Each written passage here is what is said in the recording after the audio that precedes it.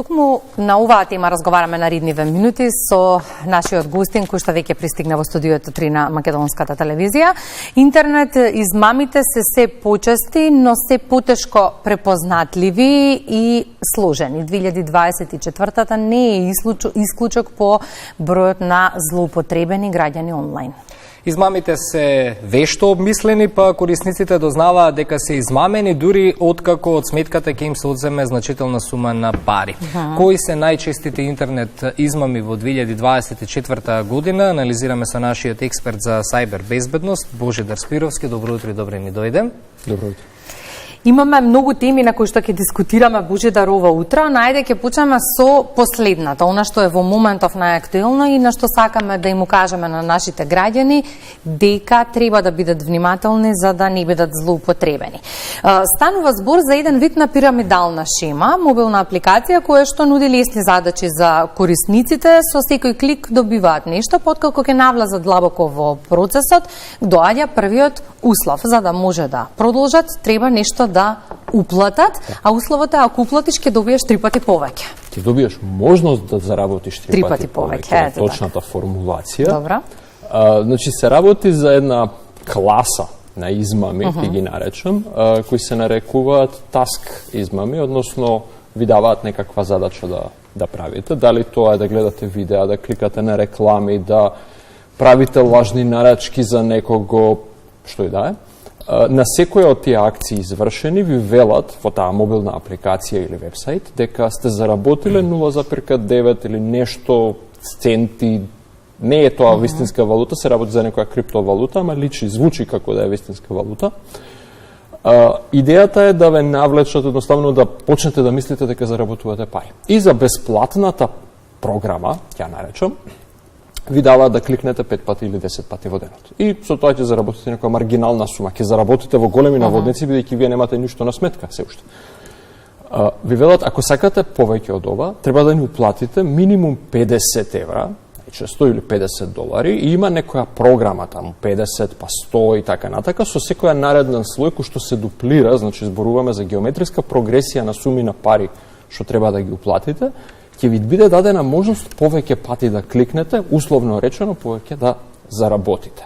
И тие бројки одат нагоре до 10-30 илјади евра што можете да ги уплатите. Луѓе ќе се полакомат, ќе тргнат да кликаат. Целата шема е направена на таков начин да еднаш кога ќе почнете да, пак во големи наводници, заработувате пари, да ве убедат да не ги повлечете тие пари. Едноставно да ги оставите внатре, со тоа што вие никој пат нема да можете да си ги извадите своите оригинално внесени пари, а не по овие виртуелни пари. Идејата е да ве убедуваат уште малку, се поголема ќе биде наградата ако ги оставите парите, се додека не се сруши целата пирамидална шема. Во позадина на овој модел, да го поставиме прашањето за сите гледачи, на кое работно место ви бараат да дадете пари за да почнете да заработувате пари? Тоа се вика лотарија. Тоа или коцкарница. Не се вика работно место. Вие не заработувате, вие се коцкате. И зашто се уште граѓаните веруваат дека толку лесно може да се заработи? Надеж. Наједноставниот збор во целата приказна е има надеж дека нешто ќе се случи. Убаво е обмислена целата апликација. Ви ветуваат, имате задачи, па имате таргети што треба да ги исполните, па имате бројки што ви се појавуваат цело време колку тоа е успешно, но има уште еден момент кој што не смеме да го заборавиме, а тоа е вирален маркетинг. Дел од оваа апликација или ваквите апликации не се задржуваат само на вашата задача и вие мислите дека имате толку пари, туку го воведуваат оној мултилевел маркетинг модел, каде што вие ако ангажирате тројца позади вас со вашиот код да почнат да работат пак во наводници, вие ќе земете дел од нивните заработени пари како некој процент. Па понатака уште едно ниво подолу и уште едно ниво подолу, како Lioness, да речеме, да го споменеме една од таквите мултилевел шеми. Работата е што во таква мултилевел маркетинг шема сите се мотивирани, сите учесници се мотивирани да убедат други луѓе да почнат да кликаат за нив. И наеднаш добиваме една лавина на маркетинг кој што не е организиран од организаторот на измамата, туку сите околу нив само ја промовираат измамата тврдејќи ама јас заработив. Луѓе читаат од многу луѓе ама јас заработив. Дали е тоа вистина или не, апсолутно никој не може да потврди. најчесто е лага, затоа мотивираат други луѓе да почнат да кликаат. Со толку многу бука од страна која што вели јас заработив, луѓето ќе речат па ајде да пробам и влегуваат во шемата. А пирамидалната шема функционира се додека има нови пари да влезат за да се исплати некој друг. Жалната вест е што единствените кои што ќе заработат се оние што почнале на самиот врв на пирамидалната шема, сите други на крај ќе искупат. Така. Една од измамите за која што зборувавме и во прилогот како најава и најчеста измама е фишингот, за тоа предупреди Народната банка. Луѓето добиваат пореки, навистина изгледаат легитимни.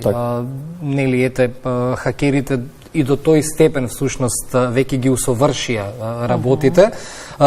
Ајде малку тоа да го објасниме и да го прокоментираме и како тука граѓаните може да се заштитат пред се, да ги споменеме и генерациите. Може би помладите се попредпазливи, меѓутоа повозрасните граѓани за жал кога ќе видат некоја таква порака која што изгледа личина веродостојна, најверојатно се полесни за измамување.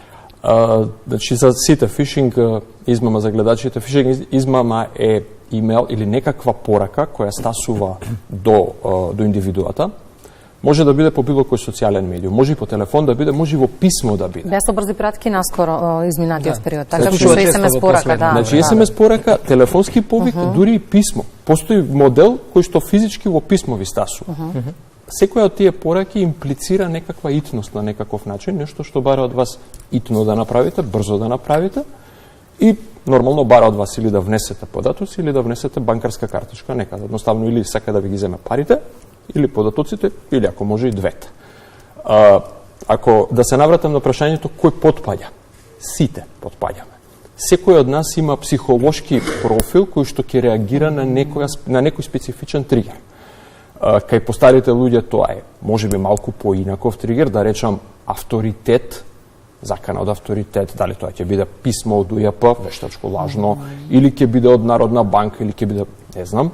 Кај помладите тоа може да биде тригер социјален медиум, каде што на социјалниот медиум ќе се појави нешто или ви е украден Инстаграм профилот или ќе ви биде украден Инстаграм профилот, кој што можеби на генерацијата 50 плюс нема ич да им значи, апсолутно, на генерацијата 35 минус, апсолутно може да им значи, ама јас ова не смеам да го изгубам, и ќе кликнат.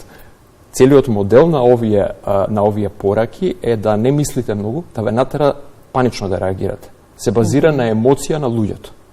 Колку е посилна емоцијата, дали е тоа лутина, паника, гнев, љубомора, не знам, само заинтересирани за нешто, бара брзо да реагирате. За да се избегне ова, застанете. Не брзајте. Ништо нема да се случи во наредните 5 минути. Консултирајте се со уште 20 луѓе, ако и на нив му личи окей, најдобро е со некој што е специјалист во оваа област, тогаш да. Ако не, топло препорачувам, успорете. Уште една измама, сакам да ја продискутираме. Најчесто на неа потпаѓаат жените, барем под она што можам да го видам на социјалните мрежи и реакциите од истите, тоа се лажните онлайн продавници. Оние кои што нудат брендирана роба со многу пониски цени од она што оригинално може се разбира да се купи. Тоа се веб страници кои што нудат се и се што за ефтини пари може да набавите било какво парче, кое што кога ќе пристигне ќе забележите дека апсолутно не е тоа што сте го нарачали. Поплаки има и лјадници на социјалните мрежи. А уште повеќе купување од ден на ден. Да. Тоа е интересен феномен. Да, колку повеќе поплаки, толку повеќе бизнисот цвета. Повторно вирален маркетинг. Да. Сите велат јас го видов и оваа продавница, ама можеби мене нема да ми се случи, или можеби тоа што јас сакам да го купам не подлежи на истото ниво на неквалитет како што можеби тоа претходно што го купил некој. Оваа измама е малку поинаква, ќе речам. Да, на крајот на денот се работи за неквалитетен производ, човекот што го купил ќе се почувствува измамен. Но разликата помеѓу она, не сум правник, но ајде накратко да шпекулирам, помеѓу вистинска измама и едноставно неквалитетен продукт е, едното е криминал, а другото е само лоша услуга, па не можете многу да направите по целата приказна. Ако му се испорача производот на клиентот, каков и да е тој производ, сум видел видеа од облека која што на манекенка изгледа некако и онда ќе дојде вистинското парче облека изгледа страшно во најмала рака, но се додека стаса производот, луѓето можат само да се жалат на квалитетот на производот, а надежта последна умира, ќе речем. Секаде колку повеќе вирален маркетинг, што треба да се повеќе провери за да се сигурни дека станува збор за дека не станува збор за измама? Кои се оние неопходни? Ако е премногу проверки? добро да биде вистинито, не е вистинито. Упс, е првото правило и можеме да го подведеме на сите овие претходни три примера што ги дадовме.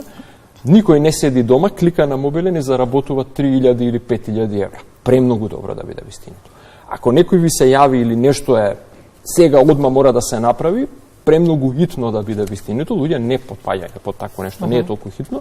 А ова со парчињата облека не можеме на никаков начин или било кој производ, не можеме да потврдиме дали е измама или не е измама, бидејќи нудат нешто. Но ако нешто вистинскиот производ кошта 50 евра, а ова кошта 5 евра, апсолутно е премногу добро да биде вистинито. А токму со онлайн купувањето мислам дека и најголем дел од луѓето се измамени, дека тоа има во моментов највирален маркетинг и најдобар маркетинг, барем во моментов. Најдобар досег има, дефинитивно. И сите луѓе сакаат да купат нешто, има да речам и ефект на ендорфин, едноставно постои задоволство во тој момент. Апсолутно. Но тука е интересот и за криптовалути. Факт е дека продолжува да расте во Македонија, како што за нешто расте интерес, во случајов криптовалути, така растат и измамите на интернет се повеќе и повеќе, односно се создава плодна почва за тоа. Што најчесто користат измамниците тука и на што треба тука граѓаните да Многу јавни личности беа ставени во едни такви шеми периодов. Значи, најпрво да кажам, постои веќе една цела филозофија дека целата индустријата на криптовалутите е самата по себе еден вид на измама, и ако не можем да кажем дали тоа е вистина така или не, но самиот број на тие криптовалути, условно речено, е бескраен. Луѓе со надеж дека одредена криптовалута наеднаш ќе добие огромна вредност инвестираат, тоа е најосновната измама. Уплатете во оваа криптовалута, зашто утре ќе искокне вредност 1000% и веќе заработите. Премногу добро да биде вистинито. Вториот модел е тргувајте со криптовалути, ова беше тоа со јавните личности што го имавме пред пар месеци. Тргувајте, ние го имаме моделот, ние имаме магијата, вие само дајте ни ги парите, ние ќе тргуваме за вас и ќе ви заработиме едно чудо пари. Повторно, премногу добро да биде вистинито. Нема такво нешто, ниеден на берза толку брзо не заработил, со шпекулација со инсайдерски информации се заработува, ама најчесто заработуваат двајца, а не сите што ги даде пари. И финално, сега се случи, ќе ги спојам двете, има еден голем скандал, фишинг, врзан со криптовалути. Постојат неколку десетина криптовалути кои се релативно стабилизирани на пазарот, кои што функционираат скоро еквивалентно на вистинска валута. Биткоин, Етериум, XMR, Monero и така натака. Има. Така. И тие постои доволна дистрибуција на таа валута преку доволна популација на луѓе за да не може да биде лесно манипулиран пазар, што е добра вест. Лошата вест е што луѓето се сепак луѓе, имаат одреден финансиски инструмент, криптовалута, во нешто што го викаат електронски паричник, digital wallet, и тие потпаѓаат на фишинг. Пред буквално една недела излезе скандал како тројца момци во Америка, 21 до 23 години, се уапсени и затворени, затоа што успеале со фишинг порака да измамат човек и да му украдат 250 милиони долари во криптовалути. Така да, постојат вистински криптовалути и тогаш сте жртва на фишинг. Ќе ве нападнат. И уште една тема би сакала, толку времето ни дозволува, лажните апликации. Многу често ги имаме на социјалните мрежи, се нудат од неофицијални продавници, меѓутоа тешко да ги препознаеме. За сите наши граѓани кои што ги користат социјалните мрежи, па може би го сретнале во текот на работата. Апликации за мобилен телефон зборуваме. Значи, еве, ќе се навратам на темата со таа мобилна апликација за задачите. Видов неколку такви последнава седмица. И сите се точно го имаат истиот модел кој што ќе го опишам сега. Како ќе препознаете апликација која е вештачки промовирана, ќе наречам. Дали е тоа лажна измама или што и да е, можеме до утре да дебатираме, но е вештачки промовирана, нема природени корисници. Кога ќе видите апликацијата има релативно мал број на даунлоуди, значи зборуваме дока десетина илјади даунлоуди, на таквите платформи тоа се милиони и милиони најчесто, но за тој мал број на даунлоуди има несразмерно добри оцени апликацијата. Значи има таму 5-4, како звездички се, 5-4-3-2-1, од најдобро кон најлошо. Има огромен процент на петки во оценувањето, несразмерно, 90 и кусур процента ќе бидат петки, и може би има нешто единици, и ништо во средина. Кај оценување на апликација на секој нешто нема да му се допадне. Никој нема да ги даде сите петки или сите единици. Вештачки генерирана согласност, односно сакање на апликацијата, ќе клика на сите петки намерно, за да ја крене популарност. И тогаш ќе дојде некој што навистина ќе се разочара од апликацијата и ќе отиде и ќе кликне еден, ама несразмерно гледате петки и единици. Тоа е најбрзиот индикатор дека оваа апликација е Нешто не е во ред. Нешто не е во ред. Многу петки и само неколку единици и ништо во средина. Сега да го резимираме разговорот, факт е на секаде во светот расте сајбер криминалот, меѓутоа ако можам ајде вака ќе го поставам прашањето, дали може во ова да се воведе ред? Каде е крајот? Каде е заштитата на граѓаните? Сте ни гостувале повеќе пати. Добивам впечаток дека од гостување на гостување се пострашно и поголеми се обемите на криминал. Факт е, како што имавме некогаш уличен криминал, имаме сега имаме и сајбер криминал. Каде го гледате крајот? Ајде нема, да кажеме решението, да. Аре, за жал, решение нема, затоа што се работи за глобализација која што не можеме да ја спречиме нити запреме. Како општество Македонија е, искрен да бидам малку назад во однос на остатокот од светот, во смисол на досег до сета популација на сите овие идеи. Овие измами што денеска ги зборуваме не се нови. Овие постојат последните 15 на години. Стануваат се пософистицирани. Апсолутно, затоа што сега има вештачка интелигенција за да помогне работата. Се гледало искуство, луѓето што почнале како почетници криминалци, сега се искусни криминалци, си ја знаат работата, да речам. И тие се професионалци на некој начин кажано. Оно што е реалноста е дека сите овие измами се навистина толку глобални, нашата юрисдикција формално не може ништо да направи, затоа што тие не постојат во Македонија. Оваа мобилна апликација што ќе ја симнувам од сервер некаде, напишана од програмер кој знае каде, и ме носи на сервери кои што не можам да откријам точно кај се, ама може би се во Африка, може би во Русија, може би во Кореја, може би во Кина. Тоа значи дека никогаш, например, овие објави ги имавме ви за колешката Кристина, беше навистина за попеачката Калиопи пред 2-3 недели, навистина вест која што не заслужува така да биде и да има измама, некако не е човечки да пласираш таква вест во јавноста. Тоа значи дека и тоа што им се случува на овие луѓе не може да побараат правда за сега со ова. Немаат како да ја побараат правдата, затоа што колку и да сака, колку и да има волја нашиот правен систем да помогне, нема досег, нема кај кого. И сега ние сме под закана како индивидуалци, сите поединечно, но под закана ние и системот. Државата, институциите, имавме напати на институциите и тука треба и државата пософистицирано да размислува да ги заштити своите системи за ние да бидеме како граѓани и нашите податоци заштитени. Во контекст на нас како граѓани на оваа држава, апсолутно се согласувам дека државата тука има голем терет, како што имаме сите ние индивидуално, да системите на оваа држава бидат соодветно заштитени. Тоа е сосема една друга тема која би била многу долга да дискутираме, но во секој случај ќе ги поздравам сите напори што ги прави било која институција, вклучително и ова што го кажала Народна банка. Внимавајте луѓе. Првото што може да го направиме на сите да им кажеме берете памет, да употребам архаичен израз. И морам да се надоврзам, ви благодарам Божидар, секогаш кога има некаква нова сајбер закана, Божидар ми ја праќа на Вибер, веројатно како предупредување, благодарам за тоа, имајќи го предвид искуствата. И велам, Божидар, што току ми текна на вас пред некој ден? И велам, ако ми верувате, ми текна на вас. Вели, платен сум да не верувам. Веројатно тоа треба да биде првата помисла на сите нас при влез на социјалните мрежи и употребата на интернетот. И секогаш, да не веруваме. Ќе ве каниме почесто во студиото. Зафатени сте вие, верувам, но ваквите разговори се од корист на граѓаните и верувам дека ова што го кажавте досега, барем дел како совети, доста ќе им бидат од корист. Ви благодарам за гостувањето. Благодарам. Точно е 8 часот, колешката Гордана веќе не очекува во соседното студио за првото издание на Утринските вести.